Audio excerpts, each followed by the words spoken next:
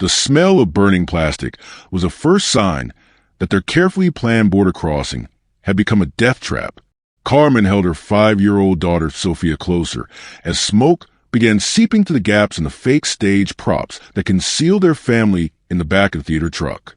What had started as the most creative smuggling plan any of them had ever heard was now filling with toxic fumes, while the driver, oblivious to the electrical fire spreading through his cargo area, continued driving toward what they all hoped would be safety in California. 6 members of the Morales family from Lima had paid everything they owned to hide among the costumes and set pieces of a touring theater company, believing they found the perfect cover for crossing into America. But as sparks from a frayed wire began igniting the synthetic fabrics and plastic decorations around them, Carmen realized that sometimes the most clever plans carry the most unexpected dangers, and their American dream was about to become a nightmare of flames and smoke in the back of a truck they couldn't escape. The idea had come from Carmen's brother-in-law, who worked maintenance at a theater in Tijuana and had noticed how touring companies moved freely across borders with minimal inspection of their cargo. Theater trucks carried costumes, props, and equipment that customs agents rarely examined thoroughly. Who would suspect that behind the fake castle walls and papier-mâché trees, 6 desperate people were holding their breath and praying for safe passage to a better life? The Morales family's desperation was measured in months rather than years. Carmen's husband Luis had lost his job at the textile factory when the company moved operations to cheaper countries. Their oldest son, Miguel, 15, had been recruited by gang members who made it clear that joining wasn't optional. Their younger children, Sofia and 8-year-old Carlos, were bright enough to succeed in school, but smart enough to understand that Peru's economy offered little future for families like theirs. The theater company, Teatro del Sol, seemed like divine intervention when they learned about the opportunity. The troupe was ending a 6-month tour of Mexico and returning to their base in Los Angeles, carrying enough props and costumes to hide a small family.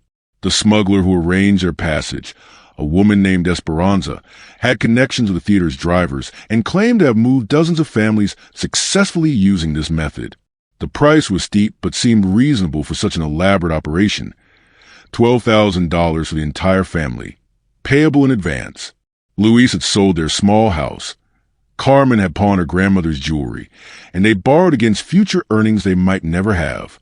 But Esperanza showed them photos of other families who crossed successfully, testimonials from people now working in American cities, evidence that their investment would pay off.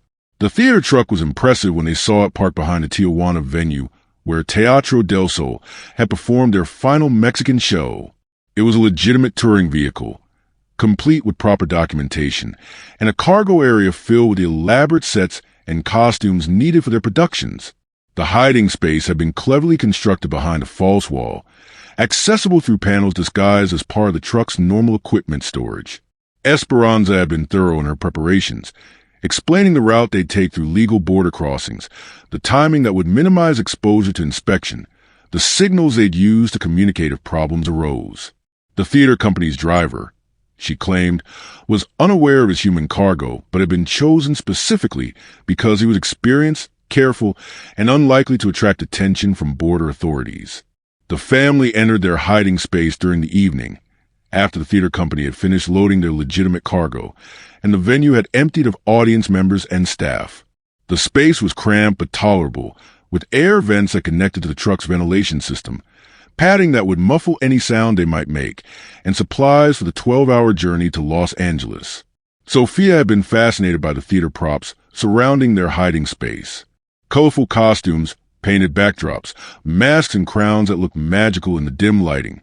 Carmen had let her play quietly with some of the smaller props, treating the journey like an adventure rather than the desperate escape it really was. The theatrical setting made their border crossing feel like part of performance, as if they were actors playing roles in a story that would end with curtain calls in America. The truck started moving at dawn, beginning what should have been their final day as undocumented immigrants hiding in other countries.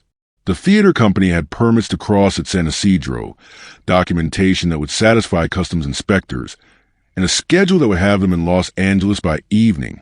Everything was proceeding according to plan, and Carmen had even begun to believe that their gamble might actually succeed. The border crossing itself had been anticlimactic.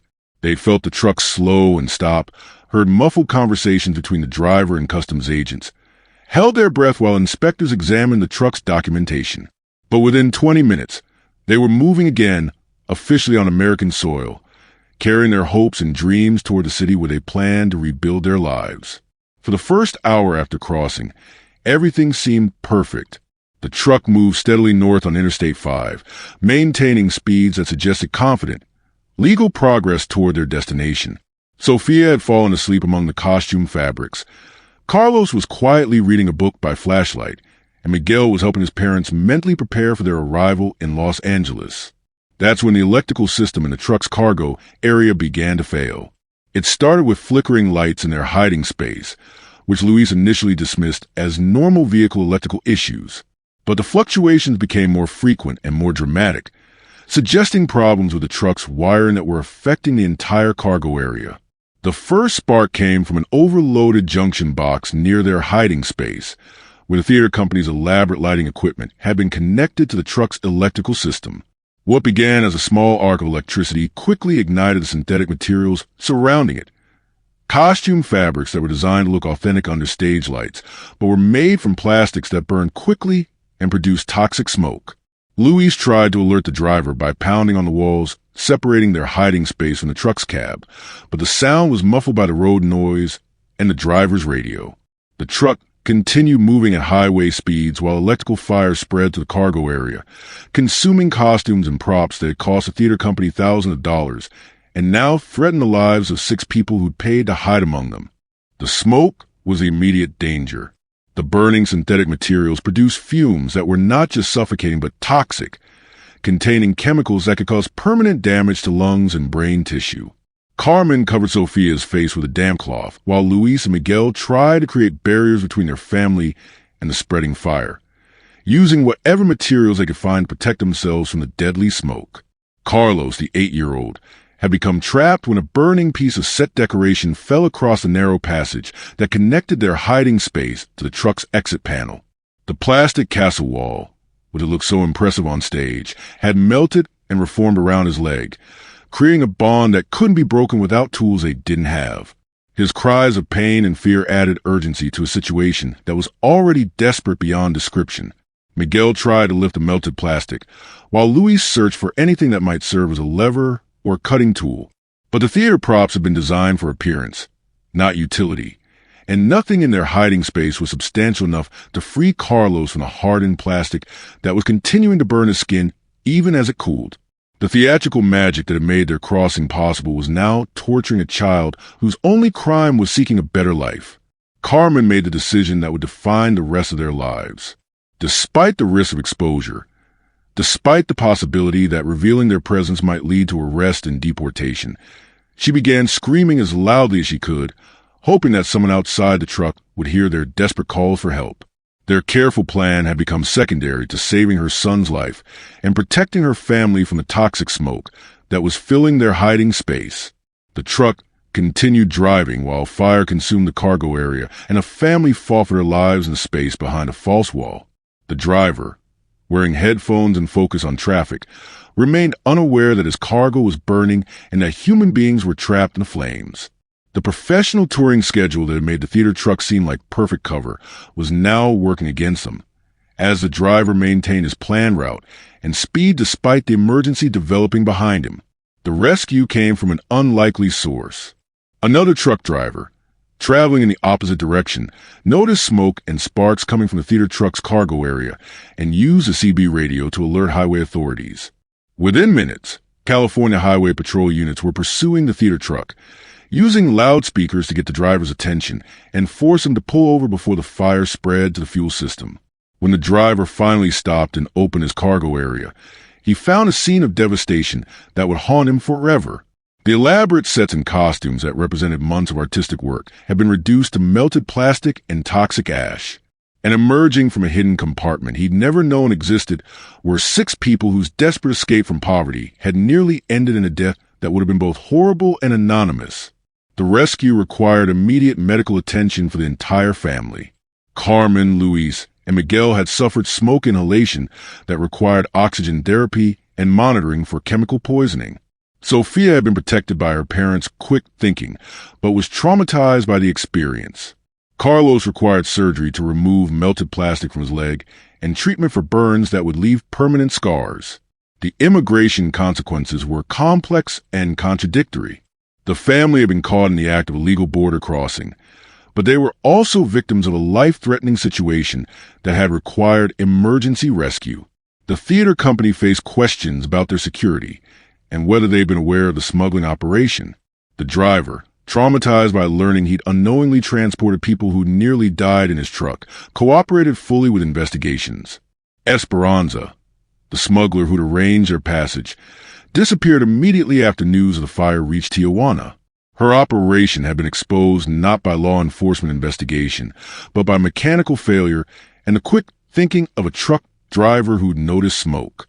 Other families who paid for similar crossings found themselves stranded without the transportation they'd purchased, their money lost to a network that evaporated as quickly as it had appeared.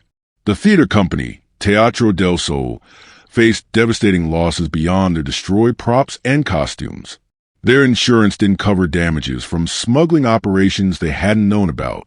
Their reputation in the artistic community was damaged by association with human trafficking, even though they'd been victims rather than participants. The touring schedule that supported their artistic mission had been compromised by criminal activities they'd never suspected. The legal proceedings that followed were complicated by the family status as both immigration violators and crime victims. Humanitarian organizations argued that they deserved protection as trafficking survivors, while immigration enforcement insisted that their illegal entry couldn't be excused by the circumstances of their discovery. The case became a test of how the American legal system would balance immigration law with humanitarian concerns. Luis spent months in immigration detention, while his wife and children were housed in a facility for trafficking victims. The family's unity, which had sustained them through poverty in Peru and desperation in Mexico, was fractured by a system that treated them as both criminals and victims depending on which agency was processing their case. The burns Carlos had suffered from a melted plastic required multiple surgeries and extensive physical therapy. The medical care he received in American hospitals was far superior to anything available in Peru, but it came at the cost of family separation and legal uncertainty that added psychological trauma to his physical injuries. His scars became permanent reminders of a border crossing that had nearly killed him. Miguel, the 15-year-old who'd been facing gang recruitment in Peru, found himself in American schools that offered opportunities his parents had dreamed of, but in circumstances they'd never imagined. His English improved rapidly, his academic performance exceeded expectations, and he began to envision futures that had been impossible in Lima. But his success felt hollow while his father remained in detention and his brother recovered from injuries. Carmen became an advocate for families caught in similar situations, working with legal aid organizations to help other trafficking victims navigate the complex intersection of immigration and criminal law. Her experience in the burning truck had taught her that survival required not just physical endurance, but legal knowledge, and she dedicated herself to helping others avoid the bureaucratic traps that could be as devastating as the physical dangers of border crossing. The theater truck fire became a case study for immigration attorneys and social workers, demonstrating how creative smuggling methods could create unexpected dangers and how emergency situations could complicate already complex legal proceedings. The Morales family's experience showed that even successful border crossings could carry hidden costs that weren't apparent until crisis revealed their true nature. Years later, the family remained in legal limbo, protected from deportation by their status as trafficking victims, but unable to achieve the permanent residency that will allow them to plan their futures with confidence. They'd achieved their goal of reaching America, but at costs they couldn't have calculated when they decided to hide among theater props for their dangerous journey to a better life. Sofia had grown from a 5-year-old who played with costume jewelry in the back of a truck to a teenager who understood that survival sometimes required accepting help from unexpected sources, and that dreams achieved through desperate measures carried prices that weren't always apparent until long after the initial payment had been made. Carlos's scars had faded but remained visible, reminders of the night when theatrical magic had nearly become tragic reality, when costumes designed to create illusions had burned in fires that were all too real, when a family's American dream had been tested by flames that could have ended everything they'd sacrificed to achieve. The theater truck itself was eventually repaired and returned to service, but with new electrical systems and safety protocols designed to prevent the kind of fire that had nearly killed 6 people. Teatro del Sol continued their artistic mission, but with increased awareness that their professional activities could be exploited by criminals who understood that legitimate businesses provided perfect cover for illegal enterprises. The driver who'd unknowingly carried the Morales family had retired from long-distance trucking, unable to handle the psychological pressure of knowing that human beings might be hiding in any cargo he transported. His quick cooperation with rescue efforts had saved 6 lives, but the knowledge they'd been unknowingly transporting people while they faced life-threatening danger had broken something in him that wouldn't heal. Esperanza's smuggling network had been disrupted by the truck fire, but similar operations continued to exploit theater companies, touring musicians, and other traveling entertainers who crossed borders regularly with minimal inspection of their cargo. The creativity that drove criminal innovation was matched only by the desperation that made people willing to trust their lives to schemes that sounded too good to be true. The Morales family story had ended with survival but not resolution, with safety but not security, with arrival in America, but not the triumphant new beginning they'd imagined when they paid Esperanza for passage in a truck full of theatrical dreams that had nearly become their funeral pyre. They'd learned that border crossings could be successful and devastating simultaneously, that reaching America was just the beginning of struggles they'd never anticipated. The theater props that had hidden them during their crossing had been reduced to ashes and melted plastic, but the memories of that night remained vivid for all 6 family members. They'd played roles in performance they'd never auditioned for, survived a drama they'd never wanted to join, and discovered that sometimes the most carefully planned escapes could become the most dangerous traps when reality intruded on dreams that had been packaged in costumes and painted scenery. The smell of burning plastic would trigger panic attacks for Carmen for years afterward, but it also marked a moment when her family's American story truly began. Not with the successful border crossing she planned, but with the emergency rescue that had revealed both the dangers of their desperate gamble and the possibility that even in their most vulnerable moments, strangers might risk their own safety to save people they'd never met and whose stories they'd never fully understand.